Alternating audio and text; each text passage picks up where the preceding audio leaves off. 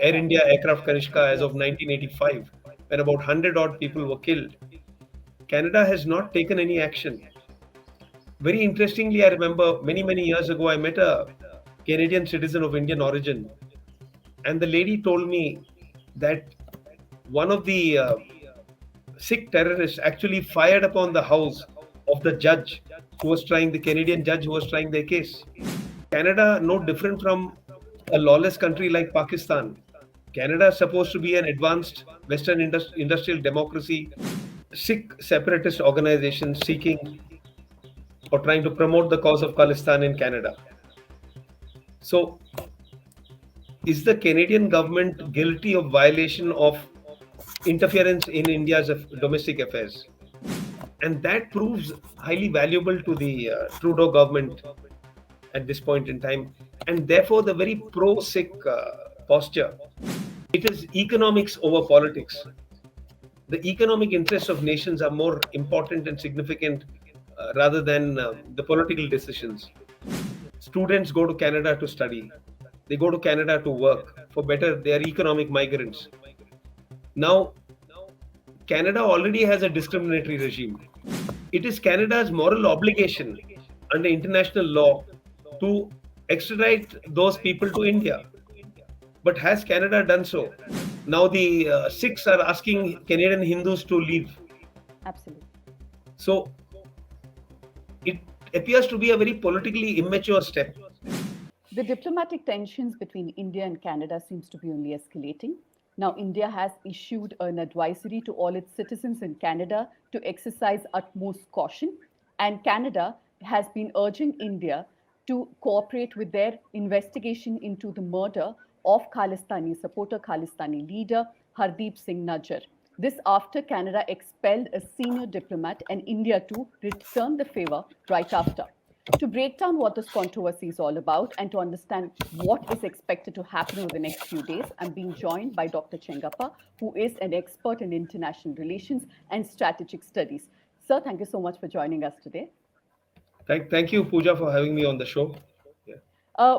First off, I want to start off with that statement that Justin Trudeau made in the Canadian Parliament, where he said that they have credible allegations to show the involvement of Indian agents in the assassination of Najjar. How do you read that? Because he said credible allegations and not evidence.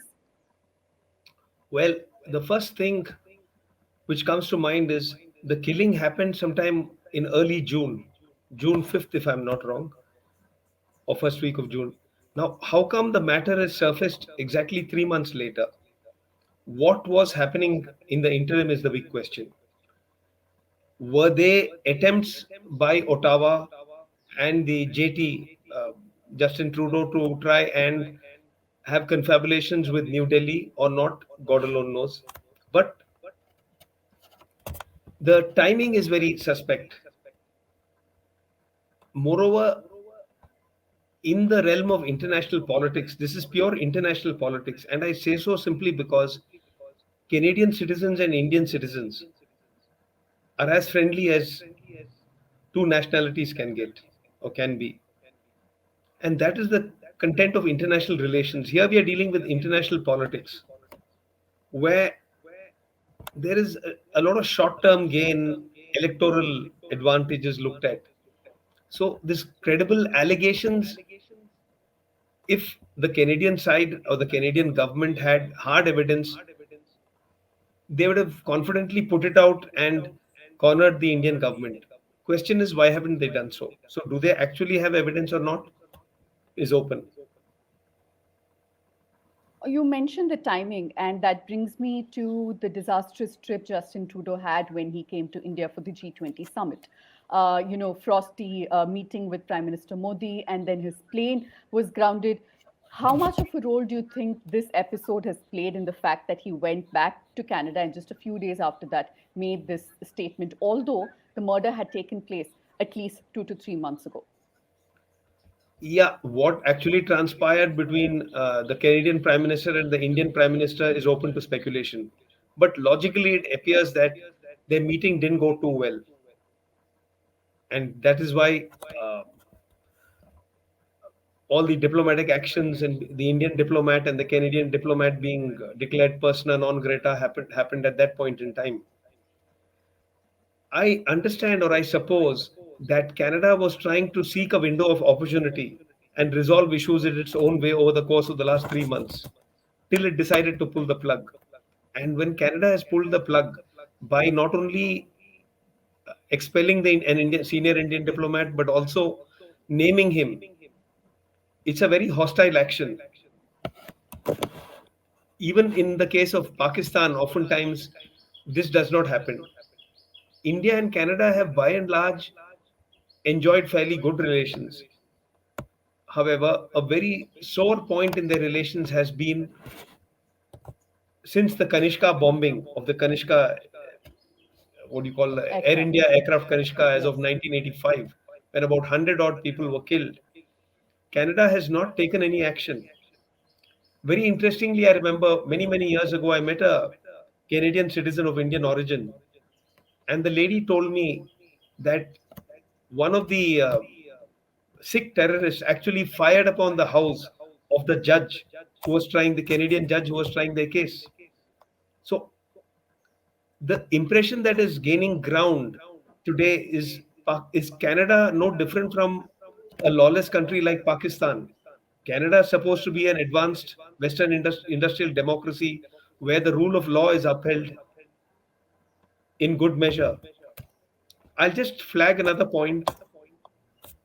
About a year ago or so, there was a Pakistani human rights activist called Garima Baloch who was killed in mysterious circumstances in Canada. The question is, did Canada decide to expel Pakistani diplomats or not? Now, what the Canadian government is talking about is violation of its sovereignty. Now, India is a Asian middle power. The United States is a superpower or a numero uno in international politics. When the United States went and killed Osama bin Laden in Pakistan, did that amount to violation of territorial sovereignty? I rest my case. Right. Uh, it's interesting that the domestic politics of Canada has been dictated so much over the Khalistan issue. Do you think that is a role that has played a role because Justin Trudeau is facing an election? From what we understand, his ratings are not looking too good, and even after his India visit, he was ridiculed by the opposition and even the Canadian press. So, do you feel that the domestic politics has kind of compelled him to take such a drastic measure to even name India in their parliament, not even just a press statement? Yeah, totally. See, in any case, foreign policy, national any country's national security and foreign policy is an expression of its domestic politics. And the strength of the Sikh community in Canada is something like 7,70,000. And there are nine Sikh separatist organizations seeking or trying to promote the cause of Khalistan in Canada. So, is the Canadian government guilty of violation of interference in India's domestic affairs? The fact that Canada has given sanctuary to or asylum to so many wanted Sikhs and not taken too much action against them from mid 1985 till now suggests that Canada poses an externally fostered internal security threat to India. So, right now, whether Nijar has been killed by Sikh factionalism or whoever has killed him is a very open ended question. This is a very twilight zone, a gray area. This trend in international politics started with 1961 when the Israeli government and the Mossad decided to kidnap the Nazi war criminal Adolf Eichmann from Buenos Aires and bring him to Tel Aviv to stand trial. The next high profile case, like I already mentioned, was Osama bin Laden's killing. The Israeli Mossad is known to have a history of all this. Uh, in the case of India, the Indian government has its own code of ethics and upholds the rule of law. Even somebody like Sant Bindranwale, there were no covert attempts to assassinate him. He was only assassinated overtly. So every country has a sort of strategic culture, and India's strategic culture is has so far not talked about, has not depicted or not been associated with covert killings. Like I said, classic case being Sant Bindranwale. Right. Uh, India's strategic culture and intelligence culture is not really that mature in the manner that, say, Israel would have. Because India's level of insecurity is not similar to the manner in which Israel or a smaller state like Pakistan faces. So I will stop there and we can take the discussion forward. In your experience, have you seen a hostile action like expelling the diplomat of another country without providing evidence or even before the investigation is complete? Have you seen something of this sort happen in the past? Well, on the subcontinent, between India and Pakistan, what I call reciprocal diplomacy. The minute Pakistan declares a Indian diplomat persona non grata, India responds. So I call that reciprocal style diplomacy. In the case of United States and Canada, it is believed that Canada is the 51st state of the United States. Now, what happens is the Sikh, going off on a bit of a tangent. The Sikh religion is a very structured religion in the sense that the Sikhs are expected to come to the mosque, I mean, to the Gurdwara every week. So they have a more organized forum to articulate their political agenda. And that proves highly valuable to the Trudeau government at this point in time. And therefore, the very pro Sikh posture. Now, all I would like to highlight here is in the international political environment, once there is something called international security or global security, where a threat to one state can prove a threat to many states. So Canada cannot afford to make India feel insecure in any way. India is not harboring any terrorists who are anti the Canadian regime. However, Canada has blatantly been doing that for over 2 decades. If one is to believe media reports, Niger, who was killed 3 months ago, went to Canada on a false passport in 1997 under the name of Ravi Sharma. Now, that itself is a very undiplomatic and criminal act to grant somebody asylum. And India and Canada are both signatories to the Treaty on Counterterrorism. Then how can there be such strong double standards? Is my question. Right.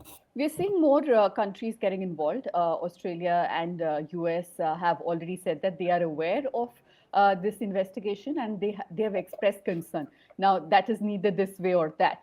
But how do you see this panning out, given the relations Canada has with all of these countries and also India's own relation with Australia or even the US? See, the focal point for India, Australia, United States, these three countries is China. So these three countries have come together as the Quad Summit or the Quadrilateral Security Dialogue initially, and the India US Malabar exercises and whatnot with China in view. Now, this is a very small hiccup, which, the wood should not be lost for the trees, or the trees should not be lost for the woods. What is a larger global security perspective to be able to contain and to be able to balance China vis-a-vis the free world? Uh, Australia has advised, has also, I think, issued a travel advisory or taken a pro Canada position vis-a-vis India. After all, Australia and Canada are as much Commonwealth countries as India. UK is caught in between. UK is very doesn't know which way to go. Finally, it is economics over politics. The economic interests of nations are more important and significant rather than the political decisions. So the there are, I think, only two members of Trudeau's cabinet are Sikhs. Now the opposition New Democratic Party in Canada, headed by Jagmeet, is also sort of very pro Trudeau. So this has got to do with the domestic dynamics of Canada spilling over into the international arena. If you're getting a sense of what I'm trying to convey. Absolutely. Speaking of that, we have seen even opposition leaders now, although they are demanding that Trudeau put out evidence, they are still saying that we will take this forward. So even if, let's say, Trudeau loses elections, the tone seems to be set for a very rocky relationship between Canada and India. Yeah, indeed. You hit the nail on the head. The question is, which country has got more at stake? Does India have more at stake or does Canada have more at stake? After all, a lot of Indians, students go to Canada to study. They go to Canada to work for better, they are economic migrants. Now, Canada already has a discriminatory regime. Just to underline or reinforce its pro Sikh posture, I understand that Canada doesn't issue visas to uh, former Indian security officials who have served in Punjab and J&K. Now, that is a blatant interference of Canada in India's domestic affairs. After all, when people retire from the security forces, they are private citizens. They're no longer associated with the government. So, Canada's national security and foreign policy towards India, while overtly being friendly, at a underlying level seems hostile, going by its actions, not mere words.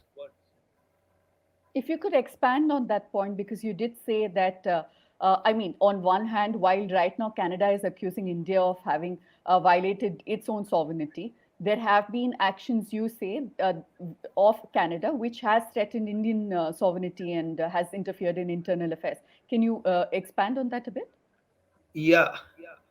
See, when India's security is at stake because of Khalistani terrorists or Sikh Khalistani terrorists, it is Canada's moral obligation under international law to extradite those people to India. But has Canada done so? Since 1985, Canada has taken a very lukewarm approach.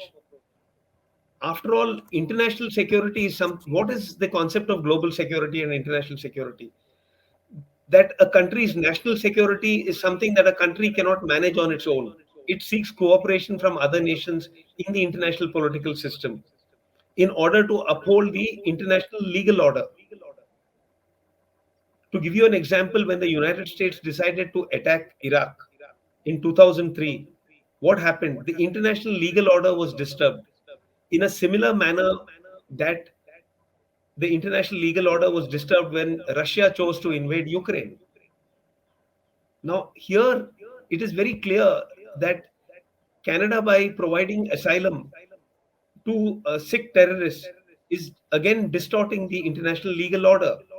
And you may or may not be aware, in Punjab, during the earlier regime, maybe about a decade or more than a decade ago, there was a visa scam where the Punjab government would declare people, Sikhs, as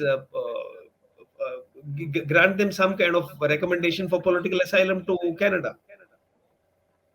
So it's a very complex thing. International security or global security is a very complex paradigm, and each state has got to take into consideration other states'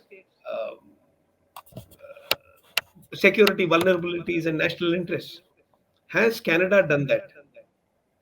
And now we also need to look at the economic engagement between India and Canada. What is the balance of trade? Um, I think Canada exports a lot of commodity or some level of commodities like lentils and dals and all to India.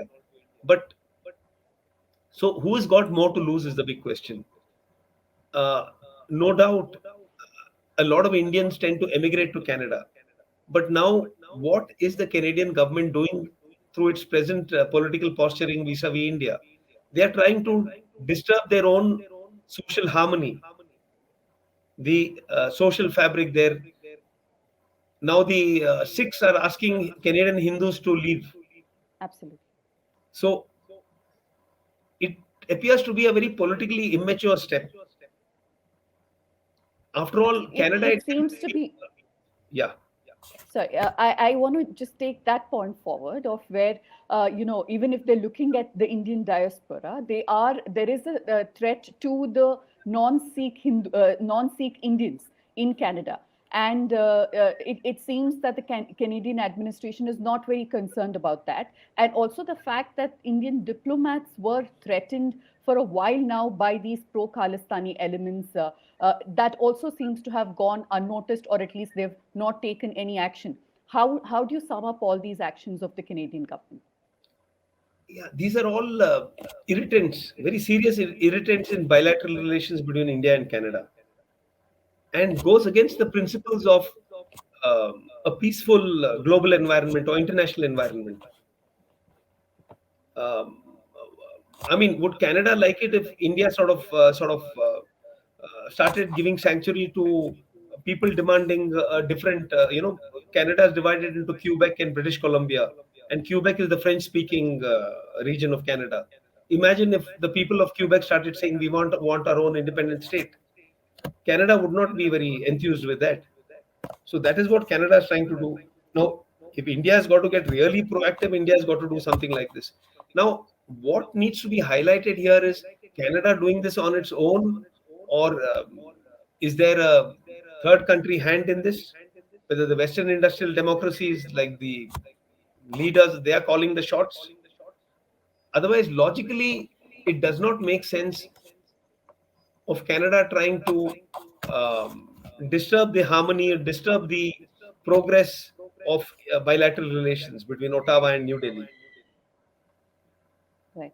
Uh, Finally, I want to close by asking, how do you see this panning out? There has been an escalation. So, how do you see this de escalating over the next few days? Uh, that's a little bit of crystal gazing into the future. Um, well, it depends on how rigid each country decides to be. For the first time, perhaps India, oh no, the second time, the first time that India expelled a US diplomat was in 1995 when there was a big spy case. A senior intelligence bureau officer was sacked. The Ratan Sehgal case in 1995 December or so. The India expelled the US CIA station chief from New Delhi. Perhaps this is the second time that a Western diplomat is being expelled from India. So it doesn't augur well. More importantly, India's worries would be the security and safety of the Indian diaspora in Canada, and how the Canadian government sees wisdom in the whole thing. Right. I thank you for joining us, and we will, of course, continue tracking this issue and hope to speak to you again over the next few days. Thank you so much for explaining the entire controversy to our viewers. Thank you so much, Pooja, for having me again. Okay, good day.